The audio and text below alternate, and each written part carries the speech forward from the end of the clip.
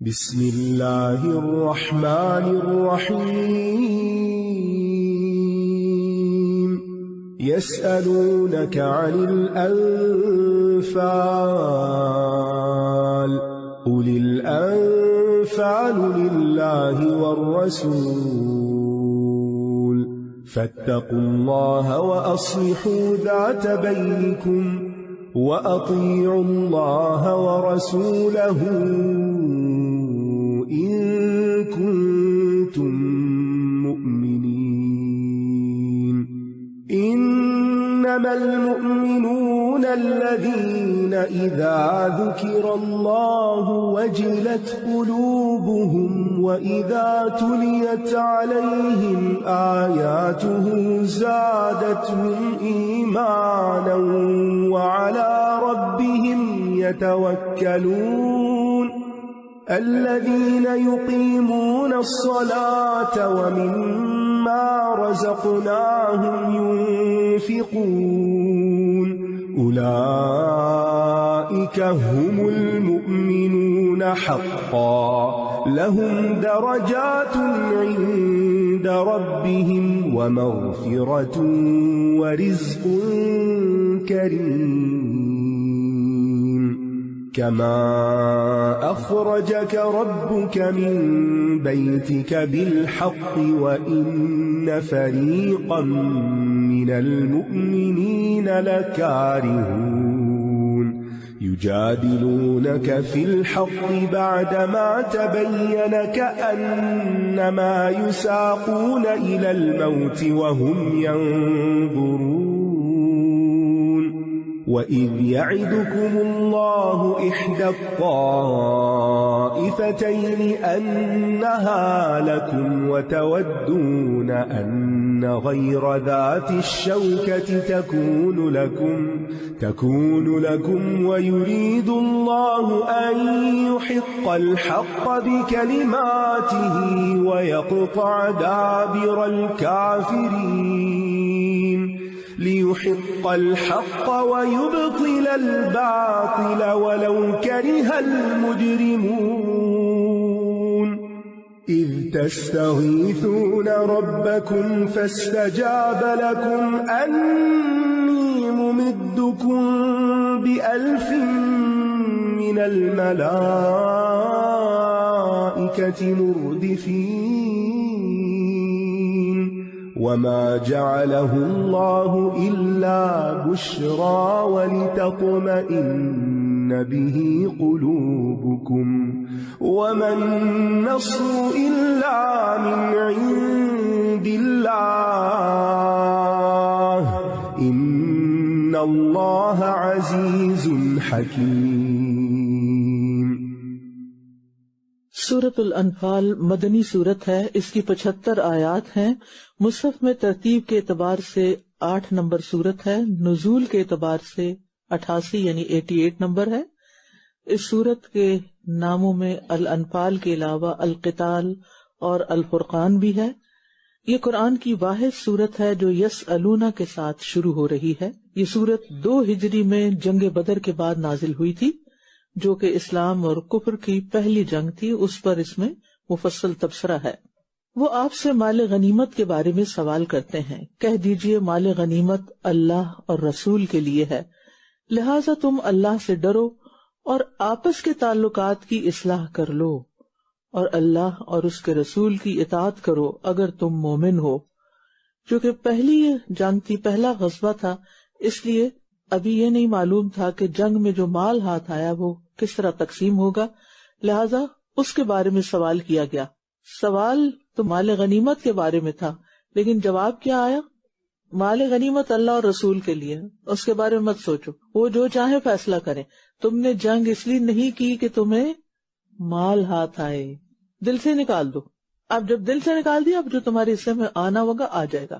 تم کس پہ فوکس کرو؟ آپس کے تعلقات کی اصلاح کر لو۔ سبحان اللہ، یعنی مومنوں کو بھی آپس کے تعلقات کی اصلاح کرنی چاہیے، اور وہ مومن جو گھر میں ایک دوسرے کے ساتھ رہتے ہیں ان کو تو ضروری کر لینی چاہیے، اور اس معاملے میں اللہ اور اس کے رسول کی اطاعت کرو، کیونکہ آپس کے تعلقات کا بگاڑ جو ہے یہ دین کو مونڈ دیتا ہے، انسان کا دین ختم ہو جاتا ہے، برباد ہو جاتا ہے۔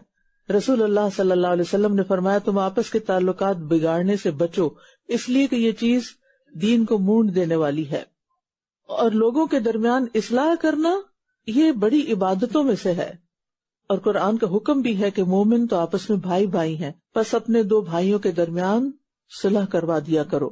اور یہاں پر آپ دیکھیں کہ اصلاح بین الناس کو ایمان کی شرائط میں شامل کیا گیا ہے۔ فاتقوا اللہ واصلحوا ذات بینکم واطیعوا اللہ ورسول ان کنتم مؤمنین، اگر تم مومن ہو، تمہارے اندر ایمان ہے، تو پھر کیا کرو؟ اصلحوا ذات بینکم، آپس میں صلح صفائی سے رہنا ہوگا، اور اس کے ساتھ ایمان کی شرائط میں سے اللہ اور رسول کی اطاعت بھی ہے۔ بے شک مومن تو وہ لوگ ہیں کہ جب ان کے سامنے اللہ کا ذکر کیا جاتا ہے تو ان کے دل ڈر جاتے ہیں، اللہ کی بات ان کے دلوں کے اندر چلی جاتی ہے، اس کے بعد وہ اپنی لاجک اور اپنی عقل اور اپنی تعویلیں نہیں لے کر آتے، وہ کانپ اٹھتے ہیں، اور جب ان پر اس کی آیات کی تلاوت کی جاتی ہے تو وہ ان کو ایمان میں بڑھا دیتی ہیں۔ یہ مومنوں کی شان ہے، مومنوں کی علامت ہے، اور وہ اپنے رب پر توکل کرتے ہیں۔ ہم سب اس آیت کی روح سے اپنے آپ کو دیکھیں کہ کیا قرآن سنتے وقت میرے دل کا حال یہ ہوتا ہے؟ کیونکہ ایمان کی علامت ہے کہ قرآن سن کر دل نرم ہو جائے، آنکھوں سے آنسو جاری ہو جائیں، ایمان کی کیفیت بڑھ جائے، توکل مضبوط ہو جائے۔ ابن تیمیہ کا قول ہے کہ لوگوں میں سب سے زیادہ پسندیدہ وہ ہیں جو ان میں سب سے زیادہ نرم مزاج ہیں اور سب سے زیادہ رقت والے ہیں، یعنی ان کی آنکھوں میں جلدی آنسو آتے ہیں، اور اپنے رب پر توکل کرتے نہیں، اسی سے ساری امیدیں رکھتے ہیں، اس کے سوا کسی کو مقصد نہیں بناتے، کسی سے پناہ نہیں لیتے، کسی سے اپنی حاجتیں نہیں مانگتے، اسی کی طرف رغبت کرتے ہیں۔ وہ جانتے ہیں کہ جو اللہ چاہے گا وہی ہوگا، جو وہ نہیں چاہے گا وہ نہیں ہوگا، اور وہ سمجھتے ہیں کہ اس کی بادشاہت میں کوئی شریک نہیں۔ وہ لوگ جو نماز قائم کرتے ہیں اور جو رزق ہم نے انہیں دیا ہے اس میں سے خرچ کرتے ہیں، اللہ کی دی ہوئی چیز میں سے وہ اللہ ہی کے راستے میں دیتے ہیں، وہی لوگ سچے مومن ہیں۔ ان کے لیے ان کے رب کے ہاں بڑے درجات ہیں اور مغفرت اور عزت والا رزق ہے، یعنی قلبی عبادات، بدنی عبادات اور مالی عبادات کا یہ صلہ ہے۔ ان آیات میں تینوں طرح کی عبادات کا ذکر آ گیا ہے، یعنی دل کا دہل جانا اور پھر اللہ پہ بھروسہ، قلبی عبادت، نماز، بدنی عبادت، اور انفاق فی سبیل اللہ، مالی عبادت۔ اور بعض علماء نے کہا کہ قلبی عبادات کے عوض درجات میں بلندی ہوگی، جتنی اچھی نیت اتنا درجہ زیادہ۔ بدنی عبادات کے عوض مغفرت ہوگی، یعنی نماز گناہوں کو جلا دیتی، اور مالی عبادات کے عوض عزت کی روزی ملے گی۔ گویا یہ کام، یہ نسخے، یہ وظیفے رزق میں کشادگی اور اللہ کی وسیع نعمتیں حاصل کرنے کا ذریعہ ہیں۔ جیسا کہ آپ کے رب نے آپ کو بدر کے موقع پر آپ کے گھر سے حق کے ساتھ نکالا، حالانکہ مومنوں میں سے ایک گروہ یقیناً اس کو ناپسند کرنے والا تھا۔ عام طور پر کامیابی حاصل کرنے کے لیے جو محنت کرنی پڑتی ہے نا، وہ نفس پہ بڑی بھاری ہوتی ہے، وہ مشکل لگتی۔ مومنوں کا بدر کے جنگ کے موقع پر گھروں سے نکلنا صرف دین کی بلندی کے لیے تھا، جس میں ان کی بلندی تھی، لیکن وہ کیا چاہتے تھے؟ وہ آسان رستہ لیں اور جہاں سے قافلہ گزر رہا ہے اس کو بس ٹھکانے کریں اور ان کا مال لے لیں۔ حق واضح ہو جانے کے بعد بھی یہ اس کے بارے میں آپ سے یوں جھگڑ رہے تھے گویا یہ موت کی طرف ہانکے جا رہے ہوں اور یہ آنکھوں سے دیکھ رہے ہوں۔ اور جب اللہ تم سے دو گروہوں میں سے ایک کا وعدہ کر رہا تھا کہ یقیناً وہ تمہارے لیے ہوگا، اور تم چاہتے تھے کہ بغیر کانٹے والا یعنی بغیر ہتھیاروں والا تمہارے لیے ہو جائے، ابو سفیان کا قافلہ، اور اللہ چاہتا تھا کہ حق کو اپنے کلمات سے حق ثابت کر دے اور کافروں کی جڑ کاٹ دے، یعنی تمہیں مشکل سے گزار کر نعمت دینا چاہتا تھا اور تم آسانی سے حاصل کرنا چاہتے۔ ہم سب کے لیے زندگی میں کچھ چیزیں بڑی سخت امتحان ہوتی ہیں، بڑا مشکل ہوتا ہے وہ کام کرنا، لیکن اس کام کے کرنے سے اتنا ہی بڑا فائدہ بھی حاصل ہوتا ہے۔ اس کے برعکس انسان اگر اسکیپ کر جائے وقتی طور پہ تو اس کو آسانی لگتی ہے، لیکن آگے نقصانات بڑے ہوتے ہیں۔ تاکہ وہ حق کا حق ہونا اور باطل کا باطل ہونا ثابت کر دے، خواہ مجرموں کو ناگوار ہی گزرے۔ جب تم اپنے رب سے فریاد کر رہے تھے تو اس نے تمہاری فریاد سن لی کہ بے شک میں تمہیں 1000 فرشتوں کے ساتھ مدد دینے والا ہوں، جو یکے بعد دیگرے آنے والے ہیں، ایک کے بعد ایک آتا جائے گا، یا گروہوں کے گروہ آتے جائیں گے۔ بدر کے میدان میں فرشتے حاضر ہوئے تھے اور بدر میں شامل ہونے والے مسلمان اور فرشتے سب سے افضل ہیں، امت کے سب سے افضل لوگ ہیں جو بدر میں شامل ہوئے، اور فرشتوں میں سے بھی افضل ترین وہ ہیں۔ اور اس میں آپ دیکھیے کہ اللہ چاہتا تو صرف فرشتے بھیج کے سارا کچھ کروا دیتا، لیکن مومنوں سے کروایا، اور دعا کے ساتھ ساتھ اسباب اختیار کرنا بھی ضروری ہوتا ہے۔ اور اس میں آپ دیکھیے کہ کس طرح مایوسی کی گہرائیوں سے امید کی کرن نکل آئی، فرشتوں کی آمد کی خبر مل گئی۔ مقابلہ تو بہت ٹف تھا کیونکہ مسلمانوں کی تیاری نہیں تھی، کیونکہ ابھی تو بہت تھوڑے دن ہوئے تھے انہیں مدینہ میں آ کے سیٹل بھی نہیں ہوئے تھے کہ جنگ مسلط ہو گئی۔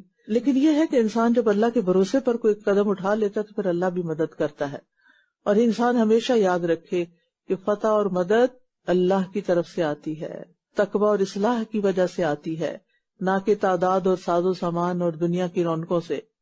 ہم سوچتے ہیں کہ بڑا گھر بنا لیں گے تو بڑی خوشحالی آ جائے گی، حالانکہ بڑے گھر بعض اوقات بڑی آزمائش بن جاتے ہیں۔ خوشی اور خوشحالی کا تعلق تقوی سے ہے، اور یہ بھی یاد رکھنا چاہیے کہ سچے دل سے اچھی دعائیں کرنے والے کبھی ناکام نہیں ہوتے۔ اذ تستغیثون ربکم فاستجاب لکم، تم فریادیں کر رہے تھے، اللہ نے فریاد سن لی۔ یہ وہ لشکر ہے جو کبھی شکست نہیں کھاتا، یعنی دعاؤں کا لشکر، لیکن ہماری دعائیں ہی بڑی کم ہوتی ہیں، اور سنسیئر تو اور بھی کم ہوتی ہیں، اور اللہ نے اس کو محض ایک خوشخبری بنایا، اور تاکہ اس سے تمہارے دل مطمئن ہو جائیں، ورنہ مدد تو صرف اللہ کے پاس سے ہی آتی ہے، بے شک اللہ بہت زبردست خوب حکمت والا ہے۔ یعنی قوت جتنی مرضی بڑھا لو، وسائل جتنے چاہو اختیار کر لو، جب تک اللہ کی مدد نہیں ہوگی کچھ نہیں ہوگا۔ إذ يغشيكم النعاس أمنة منه وينزل عليكم من السماء ماء ليطهركم به ويذهب عنكم رجز الشيطان وليربط على قلوبكم ويثبت به الأقدام إذ يوحي ربك إلى الملائكة أني معكم فثبتوا الذين آمنوا سألقي في قلوب الذين كفروا الرعب فاضربوا فوق الأعناق واضربوا منهم كل بنان ذلك بأنهم شاقوا الله ورسوله ومن يشاقق الله ورسوله فإن الله شديد العقاب ذلكم فذوقوه وأن للكافرين عذاب النار يا أيها الذين آمنوا إذا لقيتم الذين كفروا زحفا فلا تولوهم الأدبار ومن يولهم يومئذ دبره إلا متحرفا لقتال أو متحيزا إلى فئة فقد باء بغضب من الله ومأواه جهنم وبئس المصير فلم تقتلوهم ولكن الله قتلهم وما رميت إذ رميت ولكن الله رمى وليبلي المؤمنين منه بلاء حسنا إن الله سميع عليم ذلكم وأن الله موهن كيد الكافرين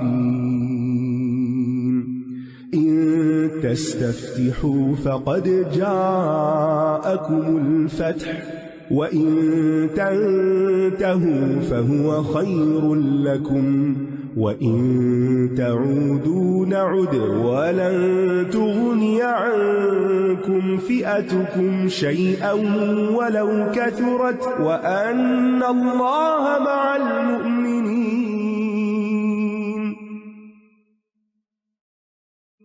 جب وہ اپنی طرف سے امن دینے کے لیے تم پر اونگ طاری کر رہا تھا اور آسمان سے تم پر پانی برسا رہا تھا تاکہ اس کے ذریعے تمہیں پاک کر دے اور شیطان کی نجاست وسوسے کو تم سے دور کر دے اور تاکہ تمہارے دلوں کو مضبوط کر دے اور اس کے ذریعے تمہارے قدموں کو جما دے۔ مشکل وقت ہوتا ہے لیکن اللہ کی طرف سے مدد بھی آتی ہے، اور کبھی وہ اونگ کی شکل میں آ جاتی ہے اور کبھی وہ آسمان کی بارش کی شکل میں آتی ہے، اور یوں اللہ تعالیٰ انسان کی سوچ میں بھی خوبصورتی پیدا کر دیتا ہے، شیطان کے وسوسے دور کر دیتا ہے، اور جب شیطان کے وسوسے دور ہوتے ہیں تو دل مضبوط ہو جاتا ہے۔ کتنا بڑا دشمن ہے کہ ہمارے دل پہ حملہ کرتا ہے اور ہمیں پریشان کرتا ہے، اور پھر ہم راہ حق سے ڈگمگانے لگتے ہیں، جبکہ اللہ کی مدد آتی ہے تو پھر یہ ساری مشکلات حل ہو جاتی ہیں اور قدم جمائے جاتے ہیں۔